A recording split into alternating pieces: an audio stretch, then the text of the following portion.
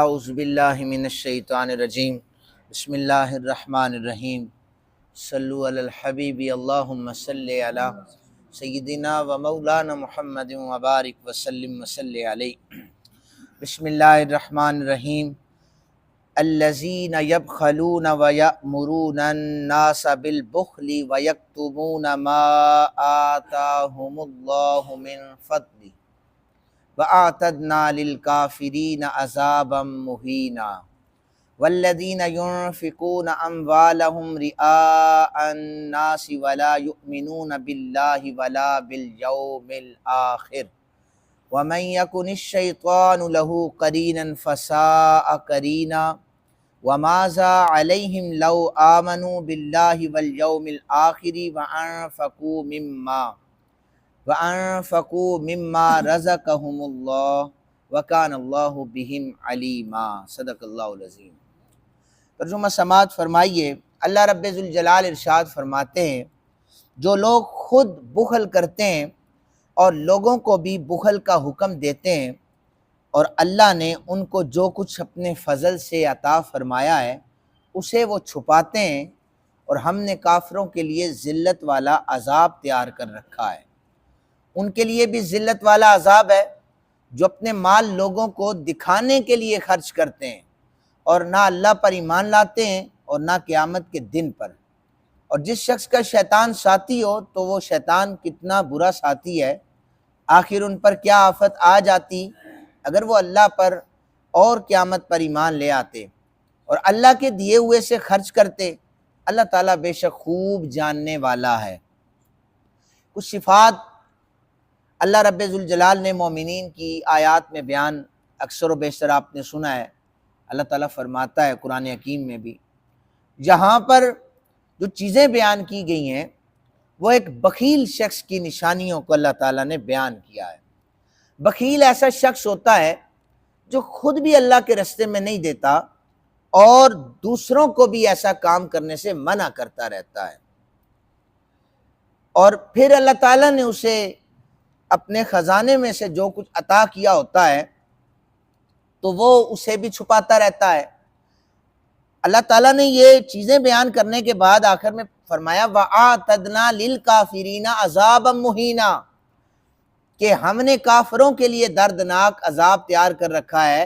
گویا یہ صفات جو ہیں یہ کافروں میں پائی جاتی تھی، اور آج کے اس دور میں اگر کسی میں یہ صفات پائی جائیں تو اس کے لیے بھی یہی حکم ہے کہ اس کے لیے بھی دردناک عذاب اللہ رب ذوالجلال نے تیار کر رکھا ہے۔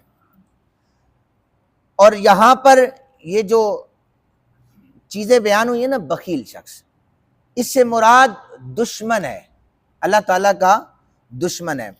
اس کا جو حق ہے اللہ رب ذوالجلال پر وہ ادا نہیں کرتا۔ اور پھر اسی طرح حضرت ابن عباس رضی اللہ تعالیٰ عنہما بیان کرتے ہیں کہ منافقین یہ کیا کرتے تھے، جو انصار مسلمانوں پر خرچ کرتے تھے تو ان کو منع کیا کرتے تھے کہ دیکھو اسلام میں ابھی اتنی طاقت نہیں ہے، آگے چل کر مشکلات آئیں گی اور تم خرچ نہ کرو، تمہارا پیسہ ضائع ہو جائے گا۔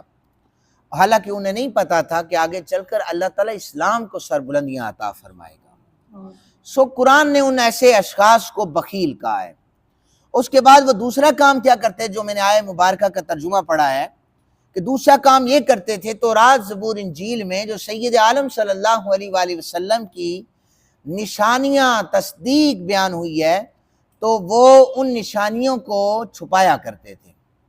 پھر فرمایا کہ ان لوگوں کے لیے بھی ذلت والا عذاب ہے جو اپنا مال لوگوں کو دکھانے کے لیے خرچ۔ اب ایک بندہ تو نہ خود خرچ کرتا ہے نہ دوسروں کو خرچ کرنے دیتا ہے، اور ایک ایسا شخص ہے جسے اللہ نے دیا ہوا ہے، اللہ نے دیا ہوا ہے لیکن پھر بھی وہ خرچ نہیں کرتا۔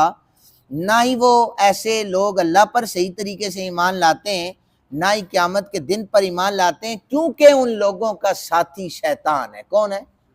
شیطان ہے۔ شیطان انہیں ایسے کام کرنے سے روکتا رہتا ہے۔ آخر میں فرمایا کہ کیا ہی آخر ان پر کیا آفت آ جاتی کہ وہ اللہ رب ذوالجلال اور قیامت پر ایمان لے آتے اور اللہ کے دیے ہوئے سے خرچ کر لیتے۔ اس میں کون سا نقصان تھا ان کے لیے؟ بے شک اللہ تعالیٰ خوب جاننے والا ہے۔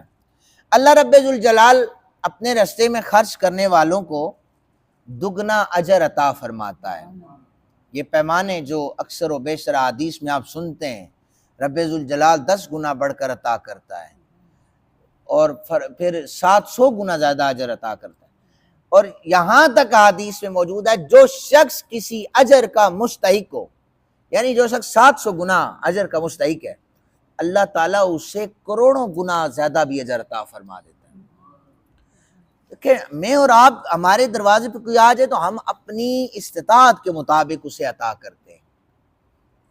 اللہ رب ذوالجلال جس کی کوئی حدود نہیں ہے، ہماری سوچیں بھی وہاں پر نہیں پہنچ سکتی، تو وہ رب ذوالجلال جب ایک بندے کے درجات کو بلند کرنا چاہے تو وہ محدود نہیں ہوتی، وہ لا محدود ہوتی ہے، یہ یاد رکھیے گا۔ تو اس لیے روایات موجود ہیں، میں آپ کے سامنے روایت بھی پڑھ دیتا ہوں۔ یہ جامع البیان ہے، بیروت کا چھاپا ہے۔ یہ حدیث پاک کے راوی حضرت ابو ہریرہ ہیں۔ کہتے ہیں کہ حضرت ابو ہریرہ رضی اللہ تعالیٰ عنہ کہتے ہیں کہ حضور نے فرمایا کہ اللہ تعالیٰ ایک نیکی کا اجر بڑھا کر 1 کروڑ درجے تک پہنچا دیتا ہے۔ انہوں نے کہا تم اس پر کیوں متعجب ہو رہے ہو، تعجب کرتے ہو کہ کیوں؟ بخدا میں نے نبی اکرم صلی اللہ علیہ وآلہ وسلم سے سنا ہے اللہ تعالیٰ ایک نیکی کو 1000 ضرب 1000 درجہ عطا فرما دیتا ہے، وہ کروڑ ہی بنتا ہے۔ پھر آپ ذرا دیکھیں رب ذوالجلال کی رحمت کیسے، میں نے اس دن بھی آپ سے کہا تھا کہ کوئی بھی اپنی نمازوں سجدوں پر ذرا گھمنڈ نہ کرے کہ ہم نے بہت زیادہ اجر کیا ہے تو ہو سکتا ہے ہمیں ڈائریکٹ سرٹیفکیٹ جنت کا دیا جائے۔ آپ دیکھیں حدیث پاک سنیے گا، جب قیامت کا میدان سجے گا نا تو رشتہ داریاں ختم ہو جائیں گی، سگے رشتے ختم ہو جائیں گے۔ قرآن کی آیت پڑھ رہا ہوں، فَإِذَا نُفِخَ فِي الصُّورِ، جب سور پھونکا جائے گا، فَلَا أَنْسَابَ بَيْنَهُمْ، ان کے درمیان اس دن کوئی رشتہ باقی نہیں رہے گا، یومئذ وَلَا يَتَسَاءَلُونَ، اور نہ ہی وہ ایک دوسرے کا حال پوچھ سکیں گے۔ جب سور پھونکا جائے گا ختم ہو جائے گا۔ ابن مسعود کہتے ہیں قیامت کے دن اللہ تعالیٰ تمام اولین آخرین کو جمع فرما دے گا، ایک منادی ندا دے گا، ہر شخص اپنا حق لے لے۔ بیٹا اٹھے گا باپ سے حق لے گا، یہ میرا حق تھا، ماں اٹھے گی بیٹی سے حق لے گی، پڑوسی اٹھے گا پڑوسی سے حق لے گا، رائی کے دانے کے برابر بھی کسی نے کسی کا حق مارا ہوگا تو وہ قیامت والے دن وہ لے گا کہ مالک یہ اس نے میرا حق مارا مجھے دے دے، وہ اللہ تعالیٰ ان سے لے کر دے گا۔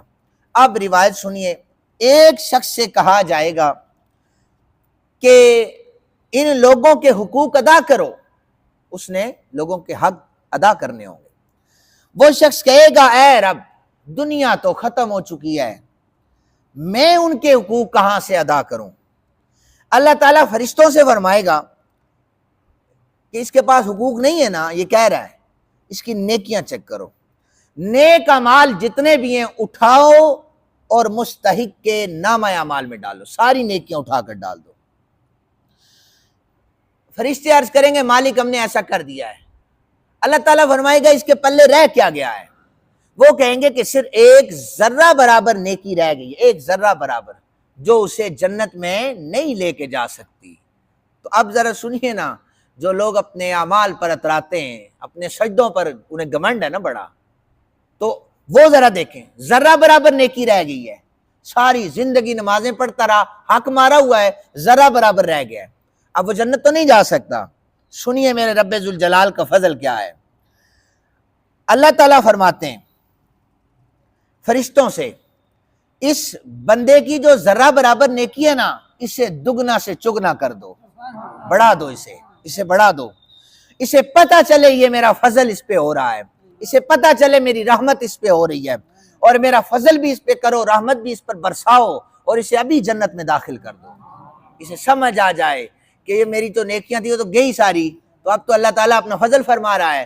اور یہ کب ہوگا؟ یہ جو میں بیان کب ہوگا؟ بروز محشر۔ خبر 1400 سال پہلے آمنہ کے لال جناب محمد رسول اللہ دے گئے۔ یہ علم غیب اسے ہی کہتے ہیں۔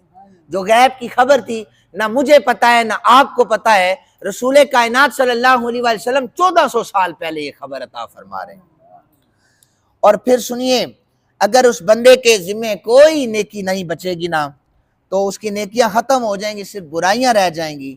تو اگر وہ حق کسی کا نہیں ادا کر سکے گا تو پھر فرشتوں سے اللہ تعالیٰ فرمائے گا اب ایسا کرو، اگر یہ حق نہیں نہ دے سکتا تو اس دوسرے شخص کی جو مستحق ہے اس کے گناہ اٹھا کر اس کے پلڑے میں ڈال دو۔ تو ہم تو اس کی استطاعت نہیں رکھتے۔ اکثر میں نے لوگوں کو یہ سنا ہے کہ ہم اللہ کو جواب دے لیں گے۔ اتنی ضرورت ہے کسی کی اللہ تعالیٰ کی بارگاہ میں جواب دے لیں؟ جہاں پر حضرت آدم علیہ السلام، حضرت نوح علیہ السلام جیسے پیغمبر سر جھکائے کھڑے ہوں گے کہ وہ آج جبار ذات غصے میں ہے، ہم تو نہیں بول سکتے اس کی بارگاہ میں۔ وہاں پر آج کا مسلمان کہتا ہے ہم جواب دے لیں گے، دیکھا جاسی، دیکھا نہیں جائے گا، اس وقت جواب مشکل ہو جائے گا۔ اس لیے کوشش کریں لوگوں کا حق نہ ماریں کسی بھی قسم کا۔ میں بتا رہا ہوں، ہم نے حق مارنے کو یہی سوچا ہوا نا کسی کی زمین ہتھیا لی تو وہ حق ہوتا ہے، رائی کے دانے کے برابر بھی کسی کا حق کسی نے مارا تو اس کا بھی سوال کا جواب وہ دے گا۔